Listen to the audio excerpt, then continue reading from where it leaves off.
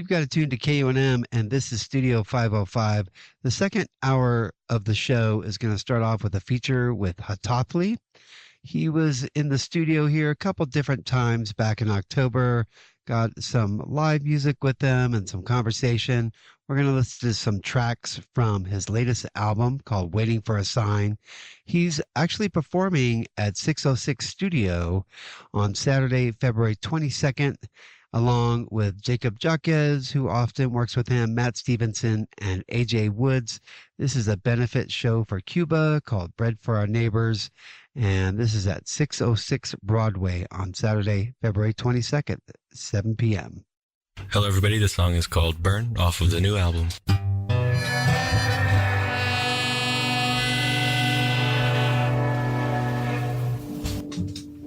Wow. That was so beautiful, so atmospheric. Thank you. You are listening to KUNM Studio 505, and we just heard a live song performed here on air by Hataałii and by Jakob Jaques. When I was listening to that, both to the lyrics and to the kind of expansive sound there, and Jakob kind of stretching out, that feeling of space with lap pedal steel there. It just makes me think of how you were influenced by where you grew up and the desert and all that kind of space there. Mm-hmm. And even in the lyrics, kind of name checking places where you grew up and what were you talking about in this song? Fort Defiance is where I grew up, and it's a town right next to Windrock. Yeah, it's got an old post office made out of big old bricks. I think it was probably like some kind of governmental building or something at first, but yeah. When did you write that song? I wrote that song this past summer. So a few months ago. You're just very prolific. You really, in your past, when you first started songwriting, just challenged yourself to write a lot of music, to do it as a daily practice. Is it easy for you now, or is each song kind of a challenge, or?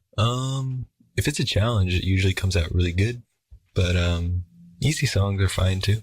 Oh, so if it's easier, it's not as satisfying? Yeah, because it's easy to follow like a formula. But the fun part is like finding new formulas to make songs. And those songs are the ones that excite me the most. Oh, yeah, right. Mm-hmm.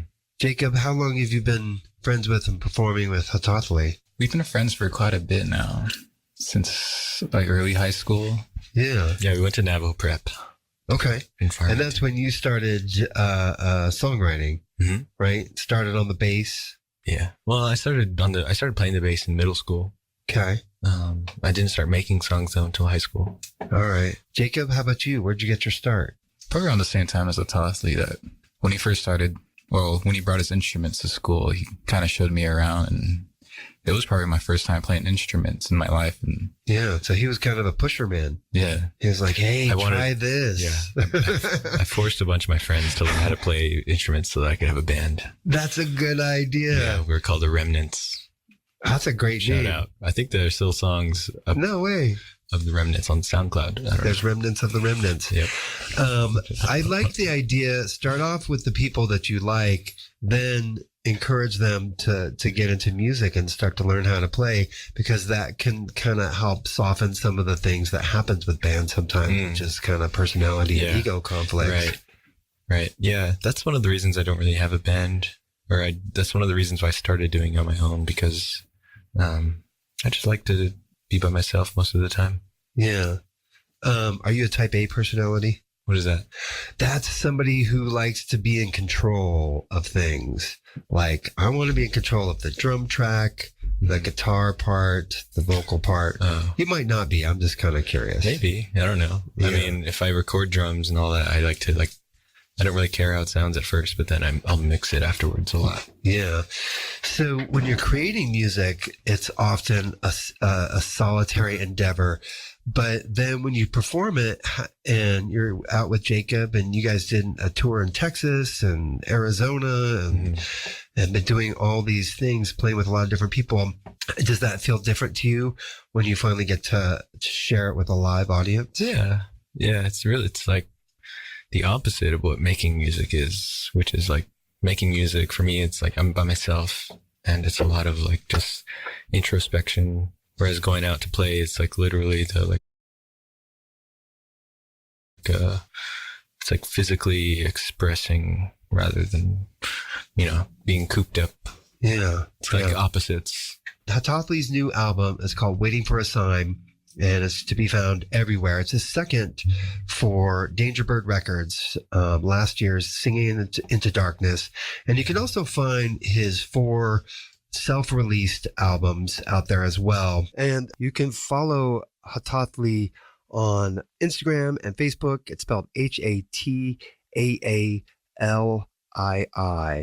And he's got several videos out there on Instagram, and watched them today. Buckskin Boy. That one had kind of a storyline, and was that fun to film? You went to the Navajo Nation Fair and to film that, a little bit of a love story there with a twist. Yeah, it was awesome filming that. Lonnie Begay, he was the director, and he just kind of did everything really. We came up with that storyline in the Bash's parking lot in Winter Rock. And I love it. Yeah, we just did it. It took a few days, but it was awesome. Your introduction to playing music was the bass, and then you kind of expanded to there. What was your introduction to writing lyrics? When can you remember when you started, composing words? Yeah. Definitely it was definitely in middle school. Middle school, I was writing.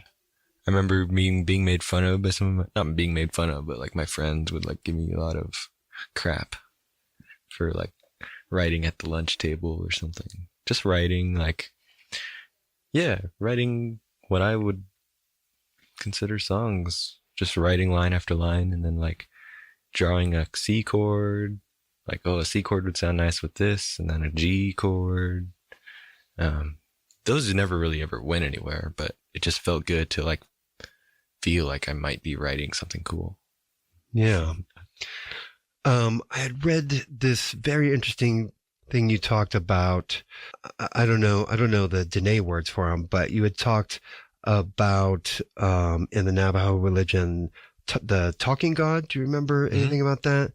And as a personal interpretation for the phenomenon of language. And I don't know if you even remember that but is there anything that you can share about that? Yeah. I'm not familiar with that.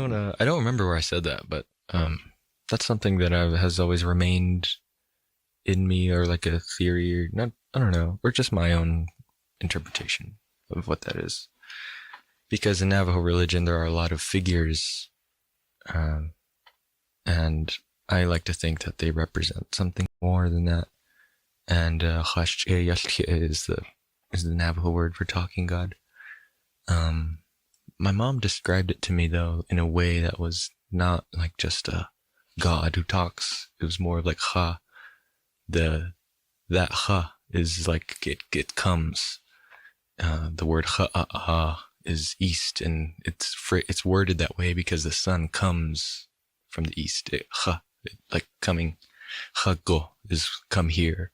And so is like just in that way, there are like every little syllable contributes to this deeper meaning. And from what I remember my mom telling me, it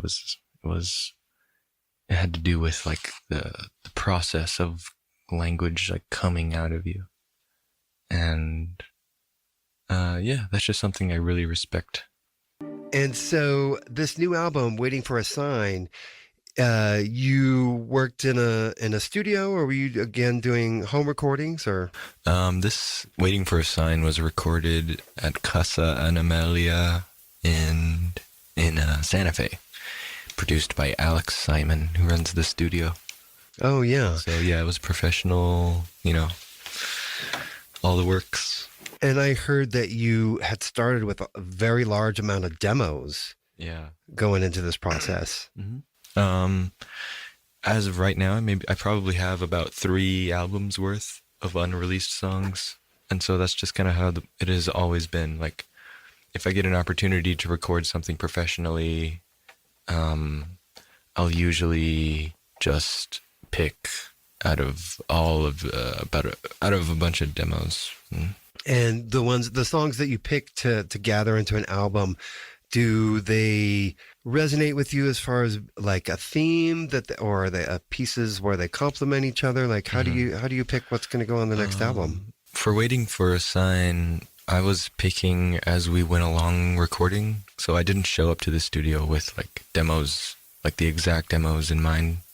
But as we recorded, I chose as we went along. My guest in the studio today is Hataałii, and it's spelled Hataallii. You grew up in Window Rock in the Four Corners area. Mm-hmm. What influenced you musically as far as your family, your culture? Mm-hmm. Well, as for family, my dad is a big influence. I listened to a lot of the music that he listened to and listens to. In elementary school and middle school, I was in this traditional Navajo song and dance club. So after school, I would stay there and we would learn traditional Navajo songs and dances, and then we would go across the reservation and perform them at other schools. Yeah.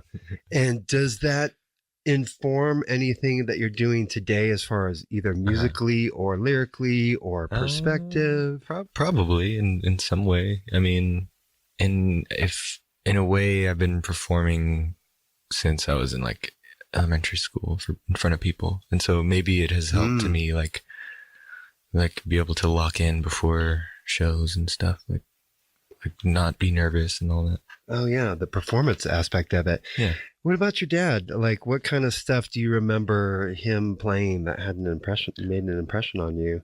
He listened to a lot of the Replacements and New Order and The Cure. Yeah. Yeah. And was it the music more, or the lyrics, or the way people sang that might have made an impression on you? All of it, man. I mean, my dad has always been like, when I was little, like we'd be cruising in the car and he'd be like, my dad is like this like big like native guy, and he's like, you listen to the lyrics in this one, you know. He's like really like yeah, telling me about it, and I don't know, growing up with that, like maybe that has helped me try to go after certain things. We just heard music and conversation with Hataałii. His latest album is called Waiting for a Sign. We finished off with Bring Me Down, preceded by Alex Jones. We heard Go Ahead and Try and Buckskin Boy. And we started off with a live track performed in KUNM studio with the track Burn. Keep it tuned here to Studio 505 on KUNM 89.9 FM, Albuquerque, Santa Fe, and KUNM.org.